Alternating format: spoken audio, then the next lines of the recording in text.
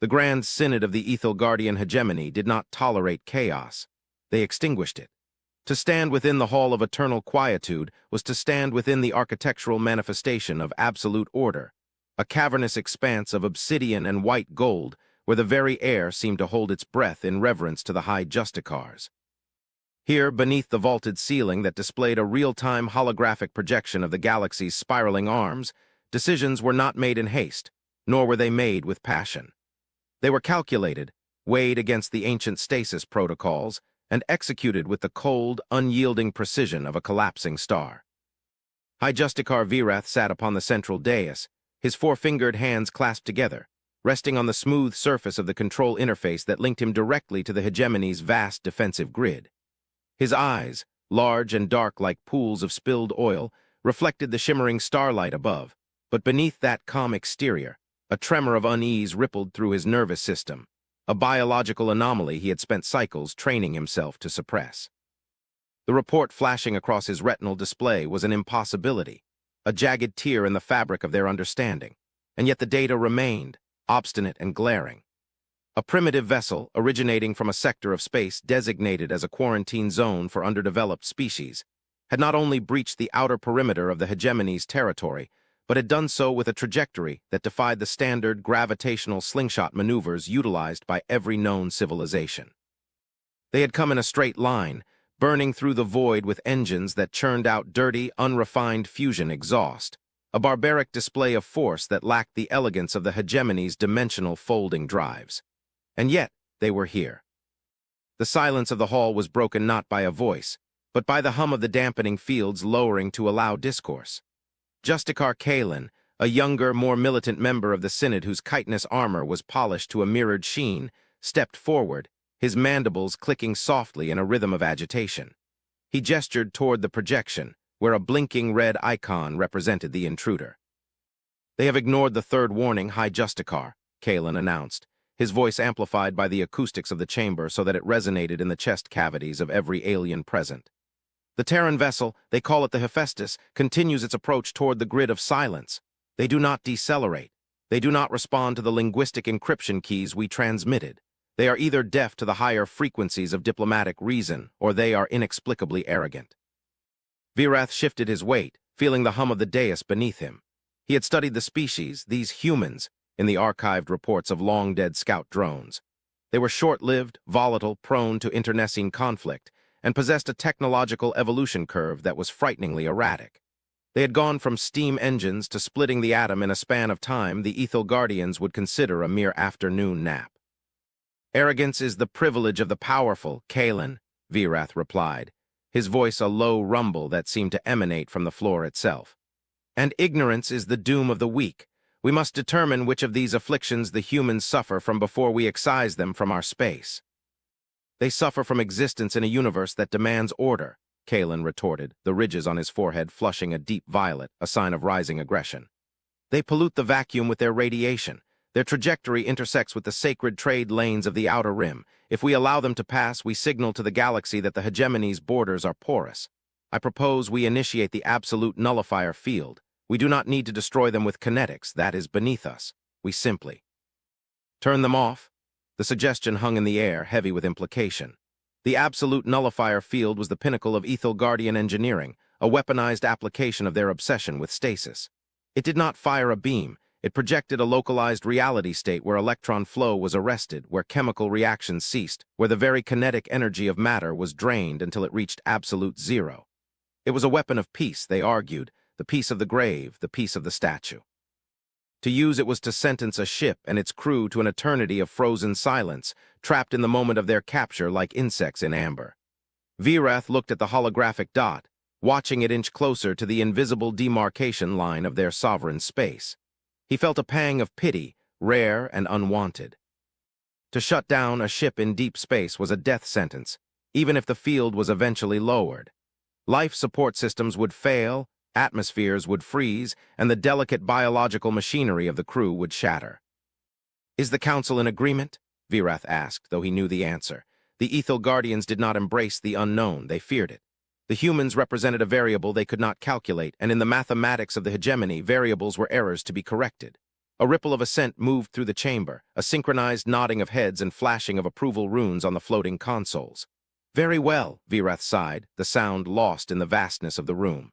Initiate the nullifier field. Target the Hephaestus. Encase them in the silence. Let them serve as a monument to the folly of intrusion. As the command was authenticated, the grand projection shifted. The view zoomed in on the human vessel. It was an ugly thing by Ethel Guardian standards, blocky, utilitarian, scarred by micrometeoroids and the harshness of travel, a patchwork of gray hull plates and exposed sensor arrays. It looked like a brick thrown through a glass window. But as the nullifier field activated, emanating from the orbital pylons that guarded the sector, the scene changed. A sphere of distortion, invisible to the naked eye but rendered in blue wireframe on the display, collapsed around the human ship. The effect was instantaneous. On the sensors, the fusion signature of the human engines, a roaring, chaotic inferno, simply vanished. The electromagnetic emissions from their communications array flatlined. The thermal bloom of their hull dropped rapidly toward the background temperature of the cosmos. The ship drifted, momentum carrying it forward only by the grace of inertia, but even that seemed to sluggishly decay as the field exerted its stasis-inducing friction on the fabric of spacetime itself. Target neutralized, Kalen declared, a note of smug satisfaction coloring his tone. Their reactor has ceased cycling, their computer cores are inert, the biologicals aboard will be unconscious within microcycles as their neural electrical impulses are dampened. We have shut them down. They are nothing more than a derelict drifting in the dark. The council relaxed. The tension that had tightened the air evaporated, replaced by the comfortable familiarity of superiority. They had asserted their dominance not through violence, but through the enforcement of physics. They had simply told the universe to stop moving in that specific coordinate, and the universe had obeyed. But Virath did not look away from the display. He watched the telemetry streams, the scrolling columns of data that monitored the status of the nullifier field. The field was designed to suppress energy, to act as a cosmic sinkhole that swallowed power. Usually, when a ship was trapped, the energy demand on the field stabilized. It only needed to suppress the potential energy of the matter inside. But the numbers were not stabilizing. They were climbing.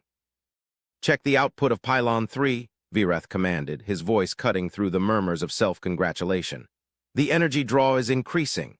A technician, a lower caste drone with cybernetic optical implants, tapped frantically at a console. Hi Justicar, the field is operating at 100% efficiency, but the readings are anomalous. The field is not just suppressing energy, it is feeding it. Feeding it? Kalen scoffed, stepping closer to the dais.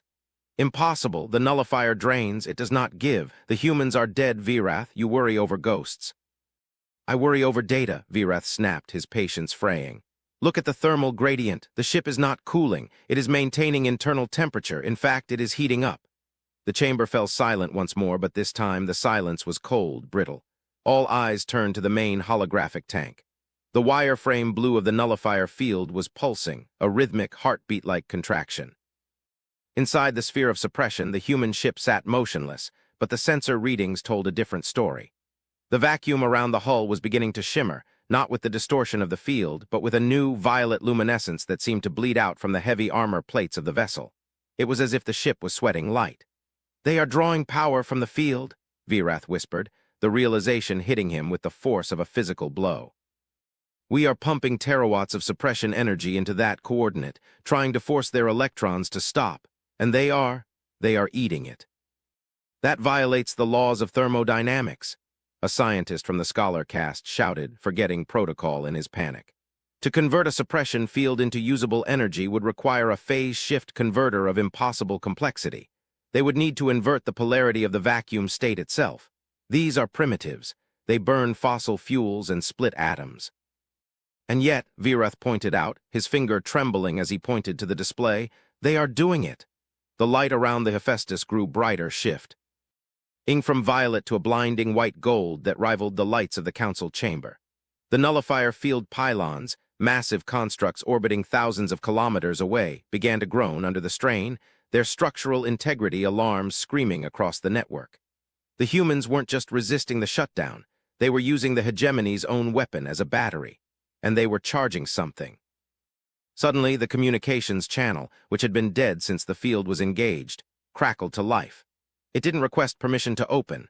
It simply overrode the Council's security protocols with a brute force algorithm that tore through their firewalls like paper. The main holographic display flickered, the tactical map dissolving to reveal the bridge of the human ship. It was not the chaotic, dirty command center the Ethel Guardians had expected. It was sleek, dark, illuminated by the soft glow of holographic interfaces that wrapped around the crew stations. The humans sat calm, strapped into their crash couches, their hands moving with fluid precision over controls that seemed to ripple like water. In the center sat a man, his uniform crisp, his face lined with the weathering of age, but his eyes sharp, terrifyingly intelligent. He looked directly into the camera, and by extension into the eyes of Virath. "This is Captain Julian Kale of the Terran Systems Union vessel Hephaestus," the human said.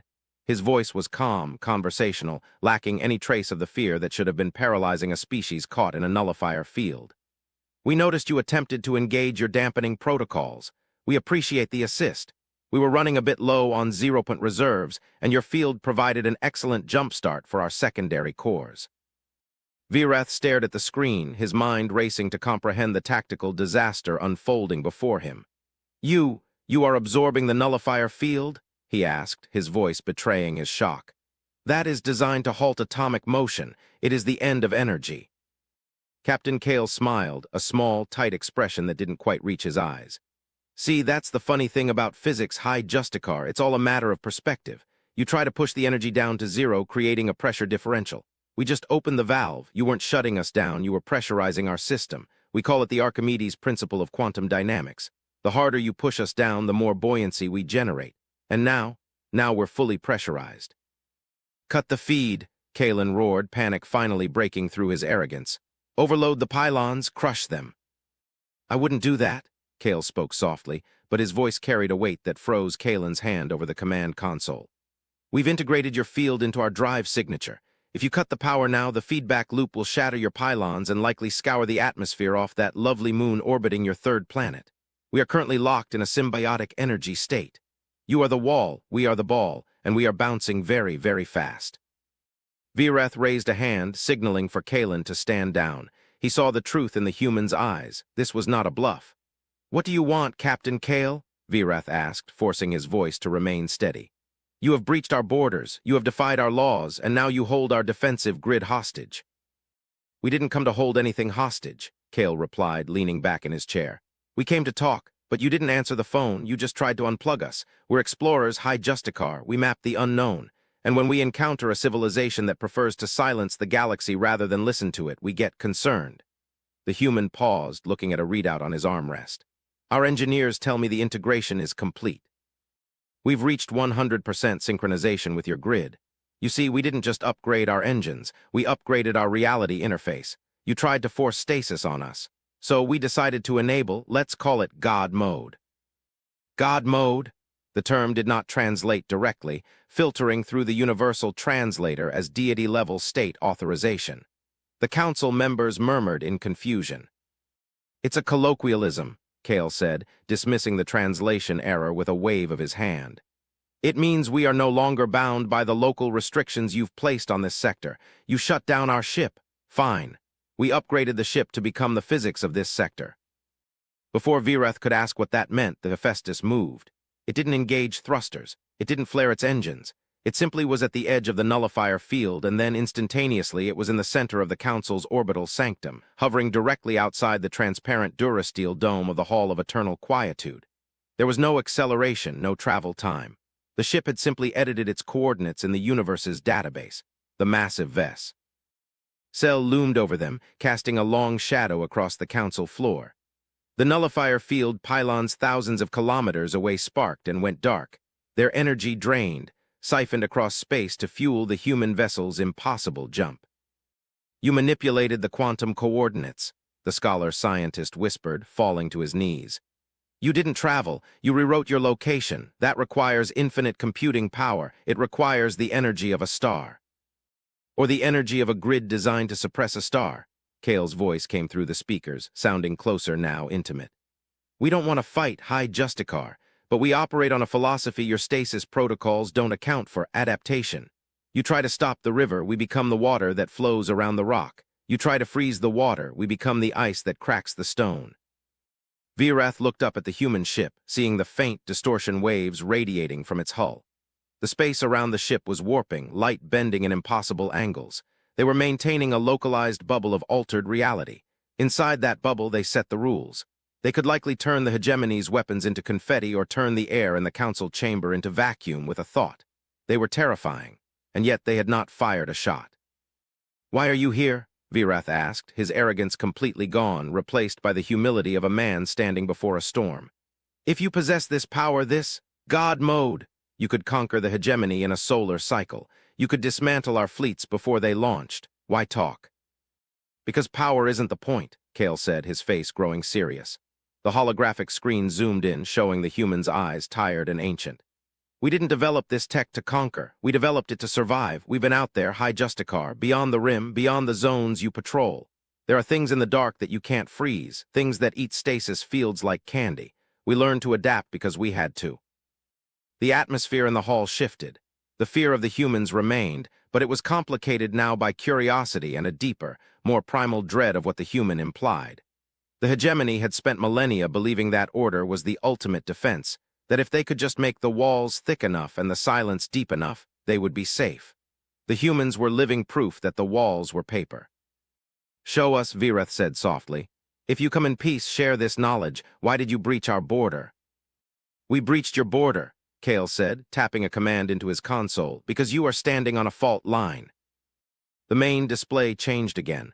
The view of the human ship vanished, replaced by a deep-scan cartographic map of the sector. It showed the Ethel Guardian hegemony, a cluster of bright stars and stable routes.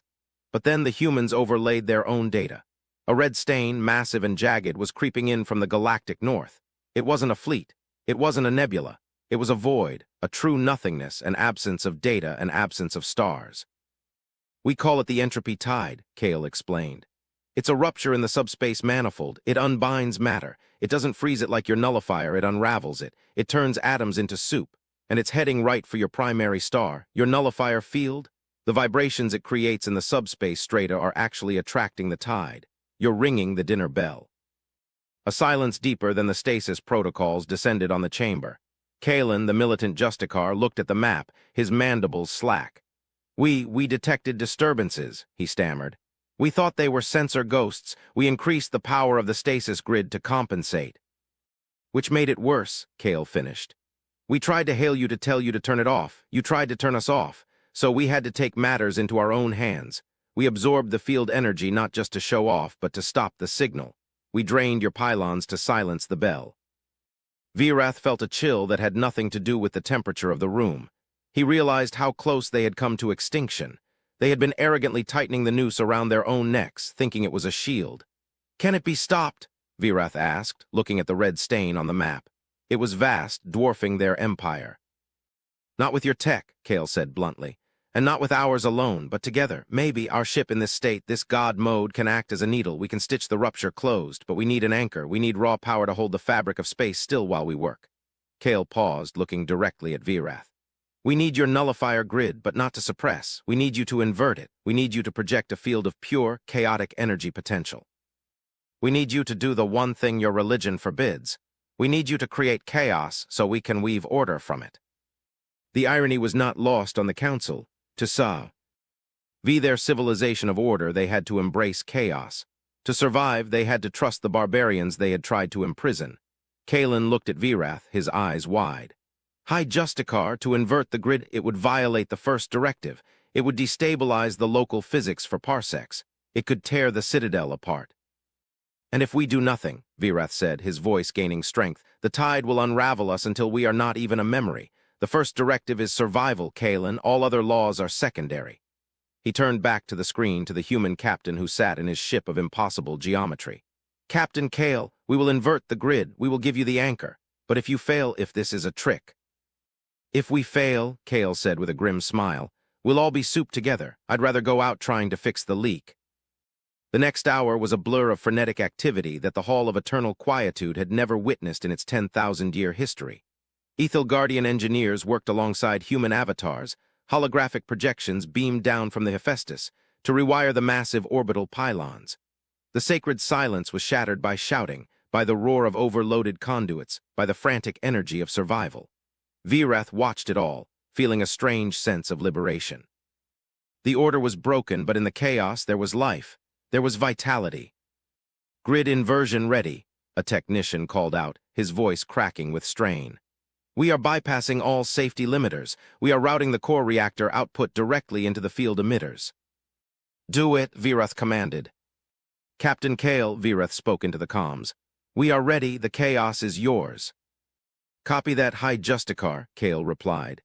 "Initiating God Mode Protocol, Weaver class, hold on to something. Reality is about to get slippery." On the view screen, the pylons flared. Instead of the invisible, heavy oppression of the nullifier field, they erupted with blinding, multispectral light. Storms of plasma and exotic particles swirled around the planet, a hurricane of raw energy. The citadel shook violently, but in the center of the storm, the Hephaestus began to glow. It became a star in its own right, a brilliant point of absolute focus. The ship moved. It didn't fly, it danced. It darted through the fabric of space, trailing threads of golden light behind it. It was stitching the void. The humans were using the raw, chaotic energy provided by the aliens to fuel a localized reconfiguration of spacetime. They were sewing the rupture closed. Virath watched with awe. It was not technology as he understood it. It was art. It was a species that looked at the impossible hostility of the universe and said, "No, we decline." The red stain on the map began to recede, pushed back by the golden lattice the humans were weaving. The Hephaestus was moving faster than light, existing in multiple points simultaneously, a blur of motion that defied logic. The strain on the alien grid was immense. Consoles exploded, sparks rained down on the council members, but no one moved. They were witnessing a miracle. They were witnessing the potential of a species they had underestimated. And then, with a flash that blinded the sensors and turned the screens white, it was over. The shaking stopped. The alarms died down to a dull whine. The emergency lighting bathed the hall in a red gloom. Virath blinked, his vision clearing. The main display rebooted, flickering back to life. The red stain was gone. The rupture was sealed. The pylons were burnt-out husks, drifting in orbit, their job done. And in the center of the view, the Hephaestus floated. It was dark now, its glowing aura gone. It looked like a brick again, smoking, scorched, but whole. "Status," Virath croaked. Reading stable space," the technician whispered, disbelief in his voice. "The entropy tide has dissipated. The subspace manifold is self-repairing. The Hephaestus life support is active, but their power levels are critical." Virath opened the channel. "Captain Kale, do you read?" There was a long pause filled with the static of a recovering universe. Then Kale's voice came through, tired, hoarse, but alive. "We read you, High Justicar. That was a little tighter than the simulations predicted. Our God mode capacitors are fried. We're back to normal mode, which is mostly just drifting." "You saved us," Virath said. "You saved the hegemony." "We saved the neighborhood," Kale corrected. "Like I said, we're explorers. Can't explore if the map gets eaten." The council members looked at one another. The arrogance was gone. The rigidity was broken. They had been saved by the very chaos they despised, wielded by a species they had deemed inferior. Virath looked at Kalen.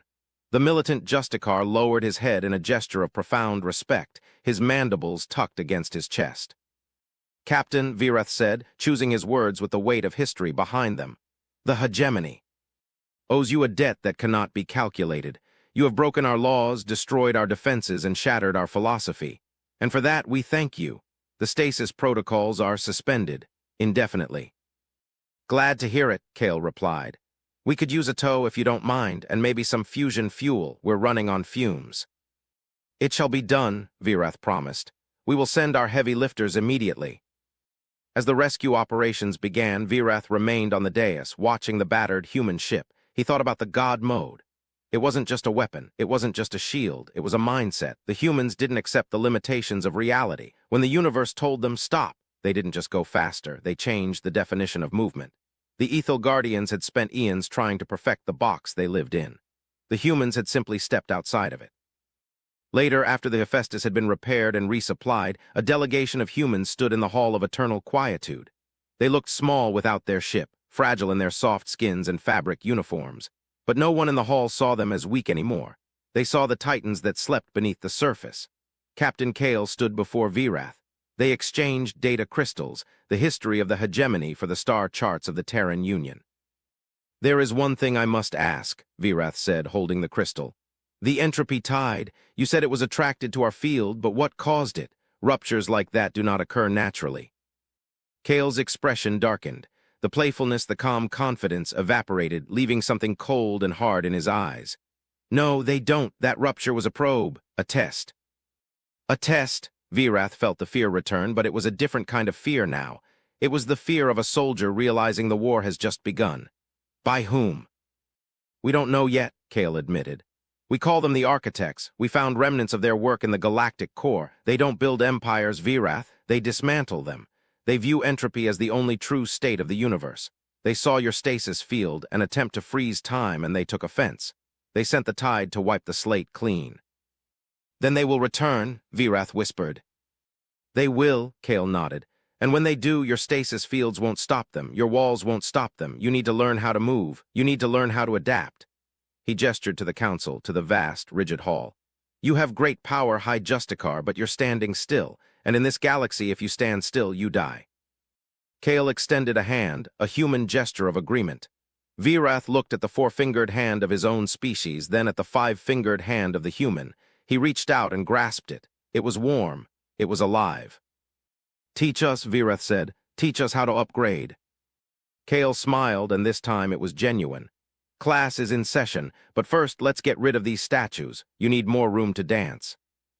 As the humans departed, their ship engaging its engines, standard fusion this time, a bright torch in the dark, Virath looked at the holographic projection of the galaxy. It didn't look like a mechanism of order anymore. It looked like a swirling, chaotic, beautiful storm. He typed a command into his console. The eternal quietude protocols were deactivated. The lights in the chamber shifted from stark white to a warm amber. The hum of the ventilation increased. The silence was broken. Justicar Kalen, Virath called out. Yes, High Justicar. Contact the Outer Rim fleets. Tell them to drop the dampening fields. Tell them to open the channels. We are no longer a closed system. But the risk, High Justicar. The risk is life, Kalen, Virath said, watching the Hephaestus accelerate toward the stars, its wake glowing with the promise of impossible physics. And we have been dead for too long. The Ethel Guardian hegemony did not fall that day, but it did end. In its place, something new began to grow, something louder, something messier, something that, for the first time in 10,000 years, was truly prepared to face the dark. The humans had shown them that when the universe tries to shut you down, you don't comply. You change the rules, you upgrade, and you make sure that when the real enemy comes, you meet them not with silence, but with the roar of a god.